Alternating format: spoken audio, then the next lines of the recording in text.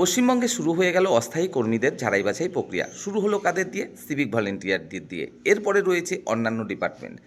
আপনারা যারা এখনও নিশ্চিন্তে রয়েছেন যে না শুধুমাত্র সিভিকদের ক্ষেত্রে তো এই ঝাড়াই বাছাই প্রক্রিয়া চলছে, স্বাস্থ্যকর্মী বা আপনার আইসিডিএস বা প্যারা টিচার বা অন্যান্য ডিপার্টমেন্টের ক্ষেত্রে তো এখনও চলছে না, অর্থাৎ আমরা হয়তো বেঁচে যেতে পারি, তেমনটা কিন্তু নয়। যদি আপনি অবৈধভাবে নিয়োগপ্রাপ্ত হয়ে থাকেন তাহলে অবশ্যই দুশ্চিন্তার কারণ রয়েছে, কারণ শুধুমাত্র একটা ডিপার্টমেন্ট নয়, সমস্ত ডিপার্টমেন্টেই কিন্তু এরপরে এই ঝাড়াই বাছাই প্রক্রিয়া শুরু হতে পারে, যেহেতু একটা ডিপার্টমেন্ট অলরেডি শুরু হয়ে গেছে। তো পশ্চিমবঙ্গ সরকার সে কিন্তু চাইছে যে স্বচ্ছতাটা বজায় রাখতে।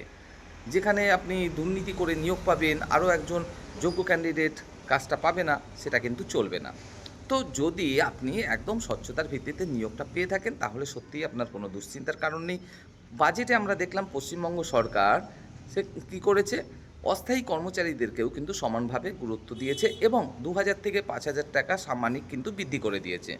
অবশ্যই যারা স্বচ্ছতার ভিত্তিতে নিয়োগ পেয়েছেন তারা কিন্তু এই সুযোগ সুবিধা পেতে থাকবেন। আগামী দিনে হয়তো এমনটাও হতে পারে তাদের স্থায়ীকরণ হতে পারে, একটা নির্দিষ্ট স্যালারি হতে পারে, এমনকি পেনশন বা অন্যান্য সুযোগ সুবিধা হতেও পারে।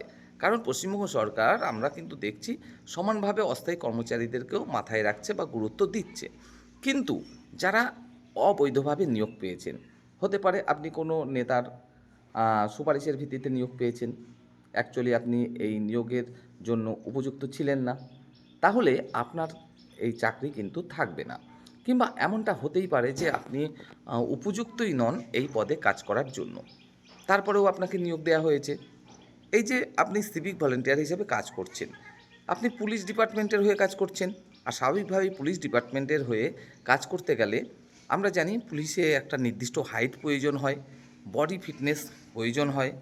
অর্থাৎ আপনি দেখা যাচ্ছে যেখানে ১৬৭ সেমি সম্ভবত হাইট লাগে পুলিশের ক্ষেত্রে, তো ১৬৭-র জায়গায় ১৪৭ সেমি হাইট। তো আপনি তো উপযুক্ত নন বা ফিট নন সিভিক ভলেন্টিয়ার হিসেবে কাজ করার জন্য, কেন আপনাকে রাখবে? একটা বডি ফিটনেসের প্রয়োজন। আপনি এই মুহূর্তে ১১০ থেকে ১২০ কেজি ওজন, অথচ হাইট একদমই কম। অর্থাৎ আপনি ঠিকভাবে চলাফেরাটা করতে পর্যন্ত পারেন না, দৌড়ঝাঁপ তো দূরের কথা। কেন রাখবে আপনাকে সিভিক ভলেন্টিয়ার হিসাবে? তো এই যে বিষয়গুলো অবশ্যই কিন্তু দেখা হবে। তবে কারা দেখবে? দেখবে কিন্তু কোনো যে বিজেপির নেতা নেত্রী তারা না, তারা কিন্তু দেখবে না। পশ্চিমবঙ্গের বর্তমান সরকার কিন্তু এই ভুল পথে কখনোই পা দিতে চাইছে না, যেমনটা দিয়েছিল বিগত সরকার। তাদের ক্ষেত্রে আমরা দেখেছিলাম যে কোনো নিয়োগের ক্ষেত্রে তারাই সিদ্ধান্ত নিত কাকে নিয়োগ দেব, কাকে অপসারণ করব, কাকে বদলি করব, কি সমস্ত কিছু।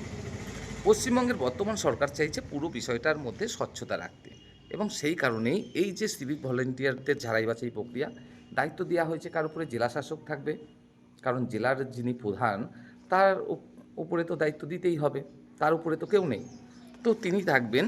আর যেহেতু পুলিশ ডিপার্টমেন্টের হয়ে সিভিক ভলেন্টিয়াররা কাজ করছে, পুলিশ পুলিশ বিভাগের একজন কর্মকর্তা থাকবেন উচ্চপদস্থ, আরও থাকবেন কি একজন বিচারক থাকবেন অবসরপ্রাপ্ত।